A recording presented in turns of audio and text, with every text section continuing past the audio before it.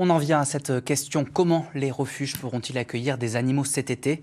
C'est la période où les chats et les chiens sont le plus souvent abandonnés. Et en Haute-Marne, le territoire ne compte que 5 lieux d'accueil, souvent dirigés par de simples associations avec bénévoles. Ces refuges ont de plus en plus de mal à fonctionner et à faire face aux 300 000 abandons d'animaux chaque année. Geoffrey Tridon, Marie-Galante-Fontan. Enfermés dans ces boxes, ces regards innocents sont toujours plus nombreux. Au relais des animaux de Val-de-Lancourt, 60 chiens sont accueillis après avoir été abandonnés ou récupérés après saisie judiciaire. Problème, la structure est saturée. Le nombre d'abandons, c'est tous les jours qu'on pourrait en avoir si on pouvait les accueillir. Les saisies judiciaires, on pourrait en faire aussi tous les mois. Donc là, c'est vraiment, plus ça vient, plus les années passent et plus on a de chiens et d'animaux, et de chats d'ailleurs aussi.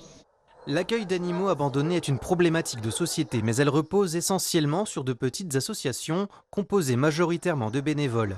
Pourtant, chaque commune est dans l'obligation de posséder une fourrière. Au niveau des chats, non, ça ne devrait pas reposer seulement sur une association. Les maires des communes doivent faire leur boulot aussi de leur côté pour stériliser les chats sauvages. Donc c'est vraiment pas simple, il y en a trop pour de simples petites associations comme ça. La gestion des animaux devient de plus en plus lourde pour ces associations, surtout quand celles-ci rencontrent des difficultés. À Langres, les 4 pattes au pays des 4 lacs sont vétustes. L'établissement est fermé depuis 1 an et demi. Il n'y a aucun accueil pour les chats. Il y a pour les chiens la fourrière qui se trouve à Val-de-Lancourt, mais pour les chats, il n'y a rien du tout. Sur Langres et environ, il n'y a vraiment rien. Ce qui serait bien, c'est que l'État fasse son travail et puis aide toutes les associations à avoir leur propre refuge.